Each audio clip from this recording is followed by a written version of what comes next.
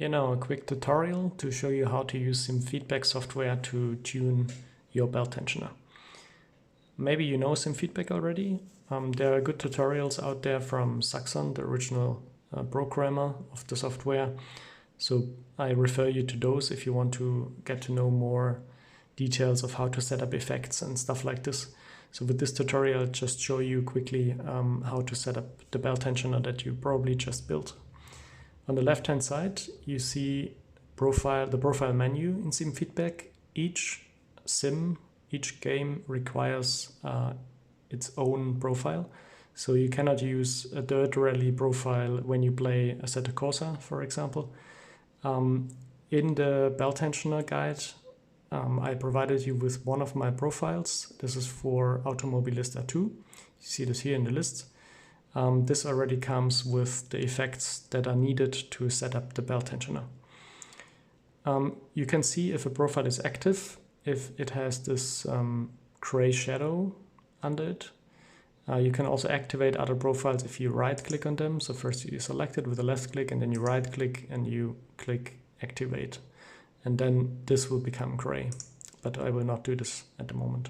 So I use now this copy of my profile that we can play around a little bit.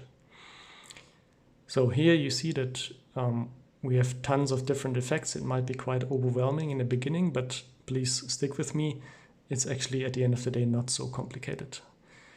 At the top you have the overall settings of the controllers. We have here two different controllers because I have two Arduino Leonardos installed.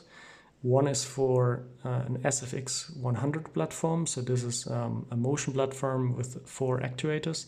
But if you scroll down here, then you will also see that we have a controller 2 installed, so this means another Arduino Leonardo, which I just called add-on, and this is also the belt tensioner. And as you can see, for both we have an intensity setting, we have a smoothness setting, acceleration, minimal speed and maximum speed. All these parameters can make a big difference. These come now already preset to my likings. Obviously it might be different for your particular simulator or your preference. So you might like it smoother, or you might like it harsher, how the effects are developing. So this is really something for you to decide, and this is why I would recommend everyone to just give it a shot, just play around with the effects a little bit. So this is why we have this video now, because I can show you what things you can change. So as I said, first of all, you can change these overall settings of the controller itself. If you change these general settings, all the effects of this controller will be affected by the changes. Each individual effect, however, also has some sliders. So for example, here smoothness and intensity, which will then only apply to this respective effect. So you can basically change everything at the same time or only one particular effect, which is quite neat. Some of the effects here, like heave, road rumble, surge, pitch, roll, and so on, they are only used for my controller 1, so this one, which is the SFX 100 system, so we can ignore them. But the controller 2 controls 4 different effects for the belt tensioner. This is first of all belt deceleration, belt acceleration, belt offset, and belt heave. Belt deceleration is the effect that probably most of us would think makes sense for a belt tensioner, because this is the effect that the belts are pulled when the car is decelerating. So for example, when you're braking or just lifting off the gas. But you can do more with this belt tensioner, especially with SimFeedback. You can also program an effect that the belts are pulling if you step on the gas, so if you're accelerating. This might seem counterintuitive at first, but actually I think it's quite nice effect, because it gives you a little bit the impression that you are pulled back in the seat when you are accelerating. But definitely something that is dependent on someone's preference, so just give it a try. Then we have another effect, which is belt offset. This is something that Hank Heumann came up with. It's a nice little effect that is programmed to make very fine adjustments when you're already buckled in the seat. So your harness is already on, but then you can change here the intensity, this one, and then it will pull the belt. So you have here 20 different steps that you can do. And in this range, you can basically make the belts tighter. This is quite cool. And then last but not least, we have belt heave. This is also something that is possible with SimFeedback. You can basically actually map each effect parameter, all the effect parameters that SimFeedback offers to your belt tensioner if you want, but of course most of them will not make sense. Belt heave can make sense. This would then simulate kind of road bumps. If you drive over them, the belt would just pull a little bit. So this is something you can use if you don't have a motion system. A motion system normally does the heave effect very well, so I switch this off, so I don't use this effect. And you can see that I'm not using it because here there is this enable box, and you have to tick it. If you don't tick it, then it's not enabled and it will not be active. So I don't use this effect, so the box is not ticked. So I will focus now on the first three effects here. Belt deceleration, most importantly, you step on the brake, the belts pull you back. So this is the sensation that you probably want to achieve when building a belt tensioner. Here you can see that I run very high smoothing settings. This comes from the original profile from Hank Heumann. I like it like this because it simulates more the G-forces kind of. So it shouldn't be like a very abrupt and harsh effect. It's more like something that more continuously develops. That's why smoothing here can make sense. And you see that the curve here is not linear. That's why this box here is not ticked. If you tick the box, it will apply the output values in a linear fashion. But here in this case, I use a different one, and this means that in the beginning you will have more tension. So let's say you have a value of 0.5. This comes from your game. So your game output will be 0.5, and then it will lead to, you can check the y-axis, to a certain amount of movement in your belt. And you also can see that this effect changes. So if we have a value of 1.5, then you see that the value on the y-axis gets lower. So this is how you can basically change everything exactly to your liking. We could also make it completely linear. So this is really something up to you to decide. For the belt acceleration, it is indeed linear. So here it's just simply following a normal equation. And you also see that the intensity settings here are a little bit different.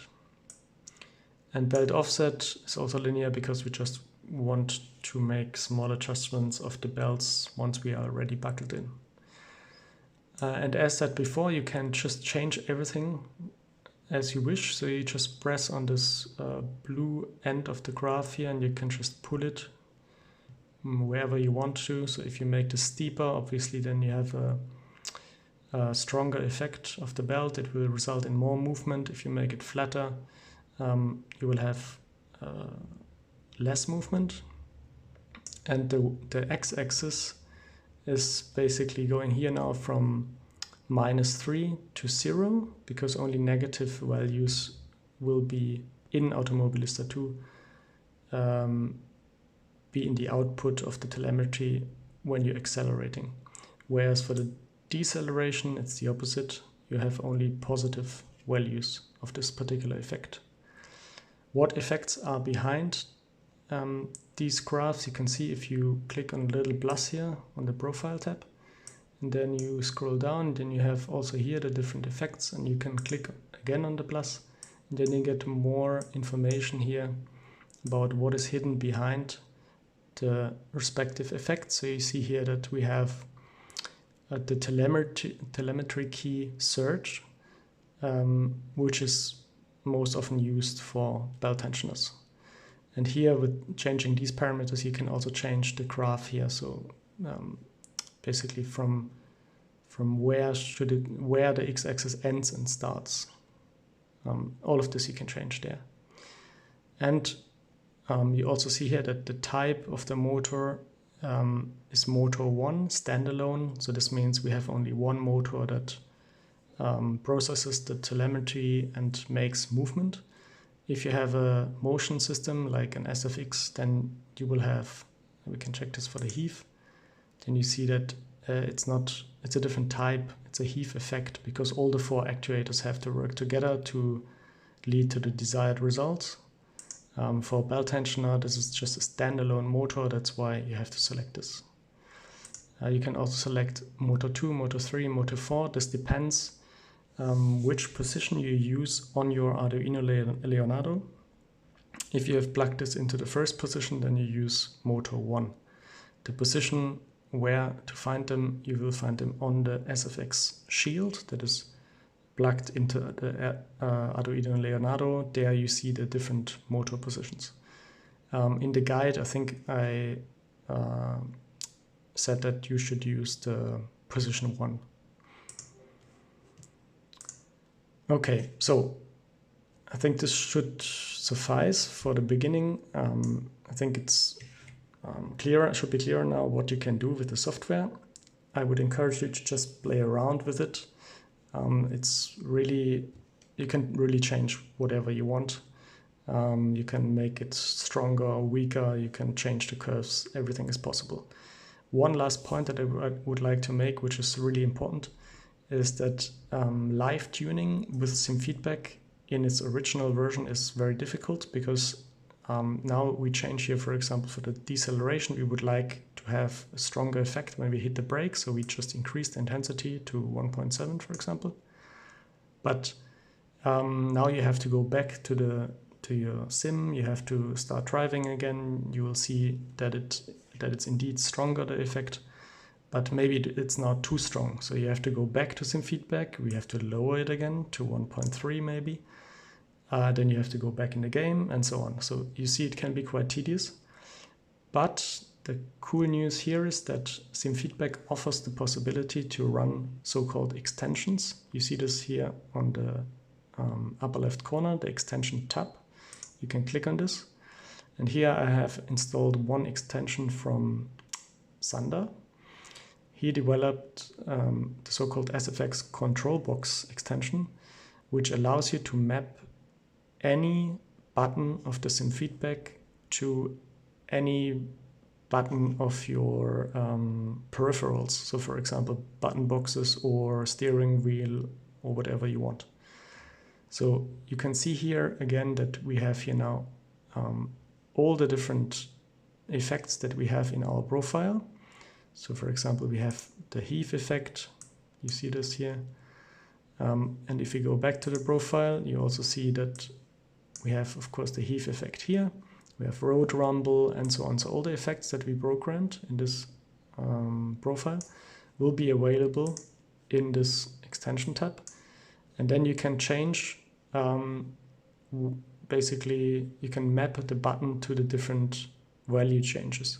So if we would normally, for the belt deceleration, change the intensity with the slider here, you can map the slider to a button. So we go back to the extension, and then we can go here to the left. Then you see, for example, the belt offset. You see that I mapped 2 different buttons to 2 different effects. And the effect here is to increase the intensity by the value of 1. You can also change this. You can also say, please change directly 5 here. Then you go to 5. And I also mapped 1 button to decrease the effect intensity of the belt offset effect, again by the value of 1. So this sounds now all very complicated, but now I show you quickly what this means. We go back to the profiles. You see that the buttons are mapped here, that's why they are green. Go back to the profiles, then we go to the belt offset, And now imagine you are in the car, you have your VR glasses on, you don't want to go back to the SimFeedback software, it would be annoying. But you can now, if we go down here to my steering wheel, we can now click these buttons, and then it will change the effect of the belt offset. So belt offset at the moment is at 0. And if I now click here on the button of the steering wheel, you see that it goes up. So it's only by clicking the button. I don't do anything else. This is very practical because we can drive, and at the same time we can change these intensities. And you can also decrease it. You can also map these boxes to any button. You can map the smoothing, you can map the overall controller settings, so everything is possible. This is really an amazing extension tool that I highly recommend you to try out. Okay, before making it unnecessarily long, I will stop here. Please let me know if you have more questions in the comments or in the virtual racing forum or race department thread, and see you another time.